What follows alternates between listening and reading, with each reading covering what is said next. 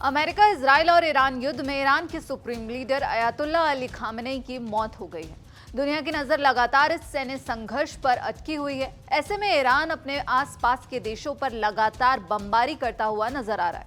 ये कौन सी सेना है जो अपनी सुप्रीम लीडर की मौत का बदला लेने पर आतुर है? आपको बता दें कि इस लड़ाई के मोर्चे पर ईरान की एक नहीं, दो सेनाएं अपनी देश की संप्रभुता की लड़ाई लड़ रही हैं। एक सेना जो देश की सीमाओं, आसमान और समुद्री रास्तों की सुरक्षा करती है, यह है आर्टिश, ईरान की पारंपरिक राष्ट्रीय सेना। वहीं दूसरी, इसके समानांतर ही मौजूद है दूसरी ताकत, इस्लामिक रेवोल्यूशनरी गार्ड कॉर्प्स। यह सिर्फ सेना नहीं बल्कि विचारधारा और सत्ता की रक्षा करने वाली शक्ति है, जिसका सीधा नियंत्रण सुप्रीम लीडर अली खामेनेई के हाथ में होता था। तो आखिर इन दोनों सेनाओं की इस युद्ध में भूमिका क्या है और युद्ध की स्थिति में इसे कौन संभालता है? असली कमान किसके हाथों है? आइए समझते हैं ईरान की दोनों सेनाओं और उनके प्रभाव की पूरी कहानी।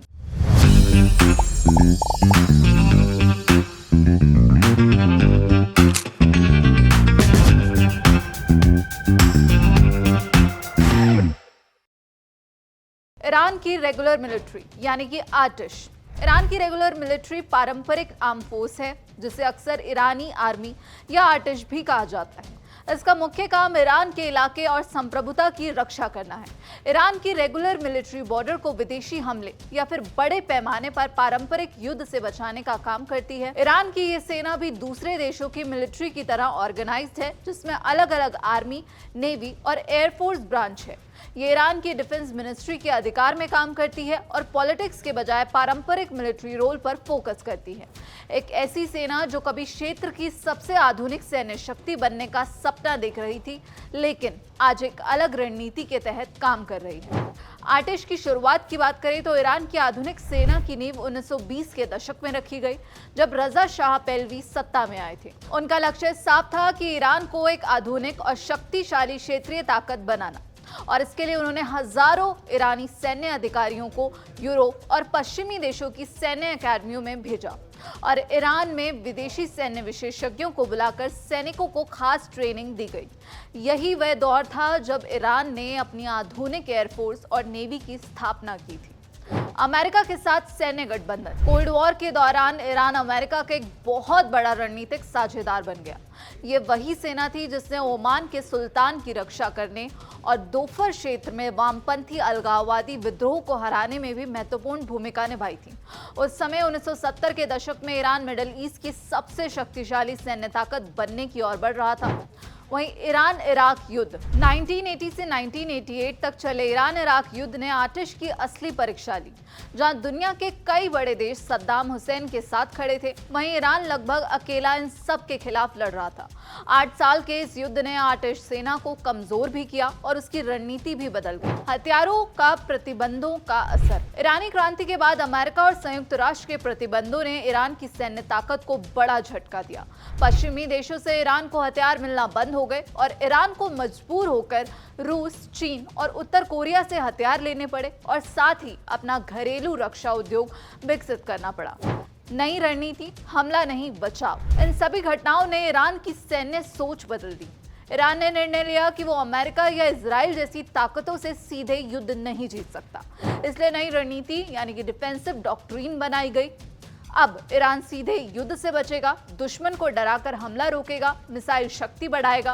अब सवाल उठता है कि क्या आर्टिश मजबूत सेना है? संख्या के हिसाब से ईरान की सेना मिडिल ईस्ट की सबसे बड़ी सेनाओं में शामिल है, लेकिन इसके पास आधुनिक हथियार सीमित हैं, सैन्य बजट पड़ोसियों से कम है और बड़े आक्रमण की क्षमता सीमित मानी जाती है। यानी आर्टिश का लक्ष्य युद्ध शुरू करना नहीं बल्कि युद्ध को रोकना है। 1979 की इस्लामिक क्रांति, इस्लामिक रेवोल्यूशनरी गार्ड कोर्प्स का गठन। लेकिन 1979 की इस्लामिक क्रांति ने पूरी सैन्य व्यवस्था बदल दी।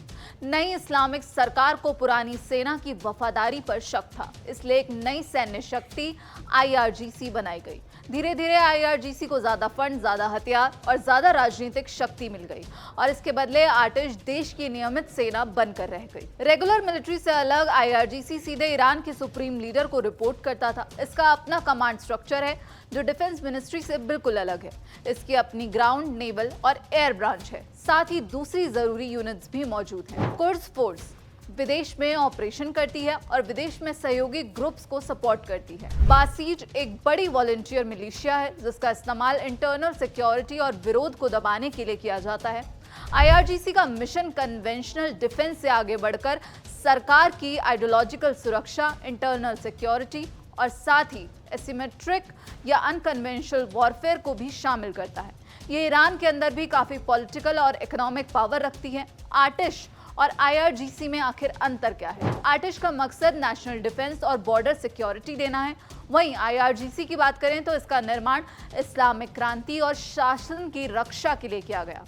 आतिश को मिलिट्री ऑफ डिफेंस को रिपोर्ट करना होता है, वहीं IRGC सीधे ईरान के सुप्रीम लीडर को रिपोर्ट करती है। आतिश में आर्मी, नेवी और एयरफोर्स आते हैं। वहीं IRGC की बात करें तो इसके पास अपनी अलग ground navy, air branch, Quds, buses है। आतिश कन्वेंशनल वॉरफेयर पर नजर रखती है, वहीं IRGC आइडियोलॉजिकल, अनकन्वेंशनल और इंटरनल सिक्योरिटी देखती है। आतिश का स्टेट पॉलिटिक्स में लिमिटेड रोल है, वहीं IRGC ईरान की इकोनॉमी के साथ ही स्टेट पॉलिटिक्स में भी अहम रोल निभाती है। 2007 में नौसेना की जिम्मेदारियां बांटी गई। पर्शियन गल्फ की सुरक्षा IRGC नेवी करेगी और अंतर्राष्ट्रीय समुद्री ऑपरेशन आतिश ने भी करेगी। तो जहां एक तरफ ईरान, इजराइल और अमेरिका के बीच तनाव अपने चरम पर है, वहीं दुनिया के तमाम देशों की इस पर प्रतिक्रियाएं भी सामने आ रही हैं।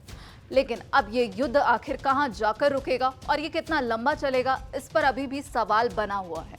इस पूरे मामले पर आपका क्या ख्याल है, आपकी क्या राय है, हमें कमेंट बॉक्स में जरूर बताइएगा। बाकी देश और विदेश की तमाम खबरों के लिए आप जुड़े रहिए दैनिक जागरण के साथ। नमस्कार।